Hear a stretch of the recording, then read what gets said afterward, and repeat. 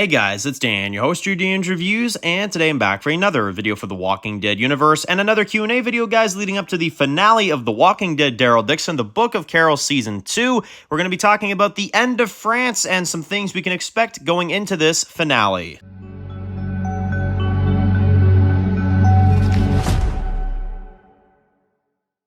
Alright guys, this one's going to be doing a review today. This one's going to be doing a review for The Walking Dead Daryl Dixon, The Book of Carol Season 2. We're going to be doing part 2 of our Q&A video for Daryl Dixon leading up to the finale of Season 2. Guys, we got like 2 days and then Daryl Dixon Season 2 will be over. Of course, review this Sunday and all that other fun stuff, of course. So make sure to tune in this Sunday to see our final review for Daryl Dixon Season 2, Book of Carol.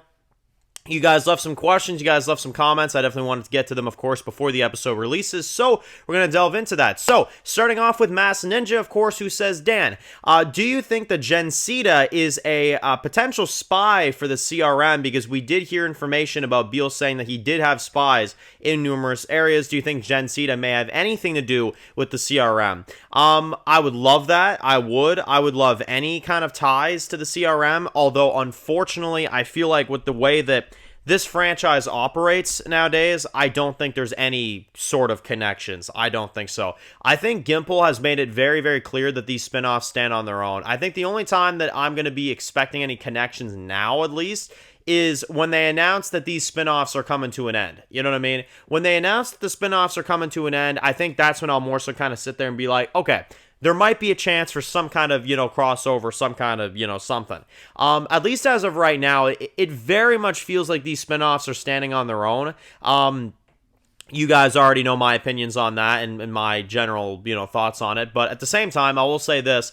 I don't think CRM has any involvement in the franchise anymore. Aside from potentially some kind of crossover that we may get one day where we see them kind of as background material, I don't think CRM is going to be a focus in this franchise anymore. Unfortunately, like I said, if I was writing it, that's not how I would do things, but that's how Gimple decided to go about it, and it sounds like the CRM was definitely created so that Andy Lincoln could go surfing, for sure. So that's why I don't think we're going to be getting anything major about the CRM or any kind of CRM spy. If they do it, I'll tell you what, I'd be thrown the hell off. But I don't see it happening. I really don't. Not as of right now, I don't think. I just don't think that's where Gimple's mind is at. The next one comes from Dope, who says that, Dan, do you think that maybe the reason why, Daryl Dixon and The Ones Who Live kind of fumbled a little bit is because they let the actors write out the characters a little bit too much, like Andy, Denai, Norman, stuff like that. And do you notice how JDM and Lauren Cohen are not as involved with writing the story? They're letting, Eli Journe kind of just do it.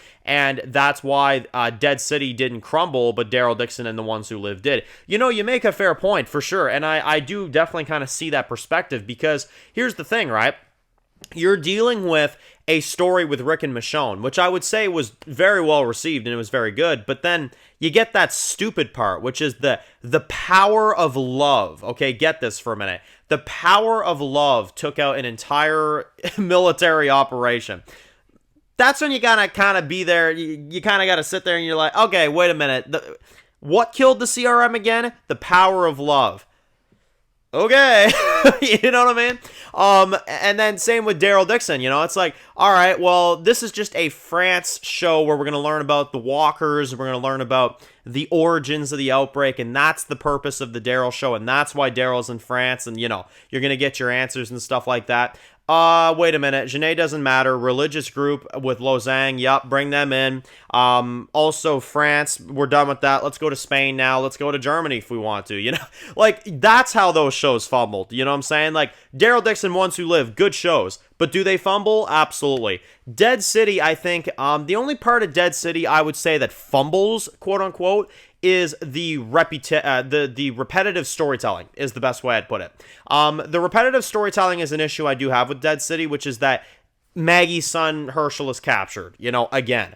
And Maggie hates Negan again. You know what I'm saying? Like, that's the repetitive storytelling with Dead City. But I think Dead City objectively is the better one out of the three, because of the fact that, at least with that one, it doesn't ruin the franchise. It doesn't kill the idea of what could happen. You know what I'm saying? Dead City is a well-told standalone story, and that's why I appreciate that show. Daryl Dixon and The Ones Who Live made it seem like it was something that it wasn't. You know what I'm saying? That's my problem with those shows, is that Dead City and Daryl Dixon made it feel like we were heading in a big direction. And within a season or two of both of those shows, it was clearly not the case. And a lot of fans were let down, and that's why, you know, a lot of fans don't have as much of an interest anymore, which I completely understand. I get that completely. You know, like, when people walk up to me now and they say, I quit watching Walking Dead, I can't blame them anymore. You know, I used to say back in the day, like, what, are you crazy? You know what I'm saying? Nowadays, I'm like, yeah, I can't argue that, you know what I mean? Like, I'm here, you know, and y'all are still here because we care about what happens to these characters. But, you know, for sure, it is a tough spot for the franchise, you know, especially not knowing where any of this is going. But we have to kind of, you know, stay patient and hope that maybe at some point this will lead to something great, something wonderful. But some people don't want to wait, so I understand that perspective as well too. Absolutely. The next one comes from Simba Fan, who says that, Dan, do you think that we'll potentially see Dog return at any point in the Walking Dead universe, maybe in the Daryl Dixon spinoff or something like that? Now, I do want to make a bit of a side note with that question. That is a sad thing because the actor for Dog, well, you know, the dog that played Dog, passed away this year. So that is very unfortunate. So obviously, you know, we're not going to be able to get him back, but I'd say this. I think we'll see Dog again at the end of the Daryl Dixon spinoff. I do think we'll get that. They'll probably have to recast, which is, you know, simple enough, but it is, you know, sad because it won't be that same Dog, you know what I mean? So, you know, that part is really, really sad. But, you know, it's sad, man. Dogs can't live forever. They have such short lives. It's, you know, it's so sad with animals, man. It's it actually kind of bothers me a little bit. I can't lie. Like, the fact that animals only live, you know, to be, you know, a certain age, and then next thing you know, there it goes, you know. It is unfortunate that we'll probably have to have a different dog now, you know, to play Dog if we ever do get Dog back. It's crazy. But, you know, it is what it is. But again, another example of Gimple and his franchise dragging shit out to where, you know, by the time that we get all these reunions, it's not exactly going to be the same. That's what Gimple did to this franchise. That's what he did. And we'll cap it off with Louie, who says that, Dan, I can't even believe 6 weeks went by just like that. We are already at the end of Daryl Dixon's season 2. What the hell is going on? Yeah, seriously. I remember, like, literally, I'm not even kidding. Like, I think I was sitting here, like, it felt like yesterday being like, guys, they just leaked all of season 2 of Daryl Dixon.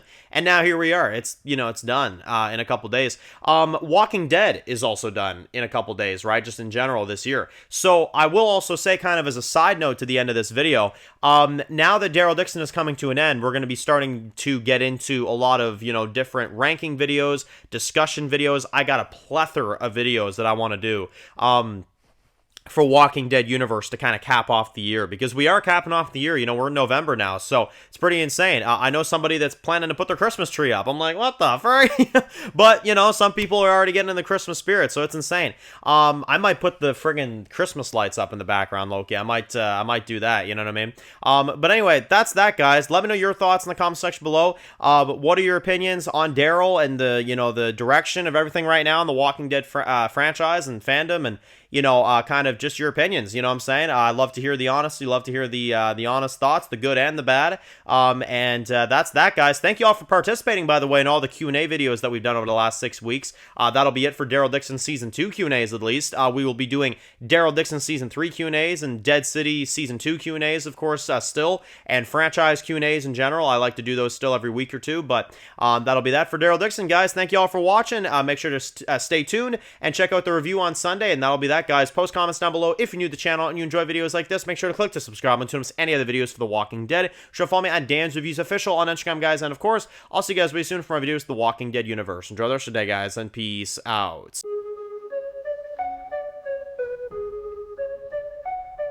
Born in the dark alleys, city of concrete. Dan's reviews blowing up, never taste defeat. Walking Dead dissected every plot twist beat. World gone mad, TV junkies did a treat. Type whipping up scripts, marathon through the night. His opinions hit harder than a street fight scene. Every episode, brain sharper than a knife. He's the beacon of critique, shed a TV light.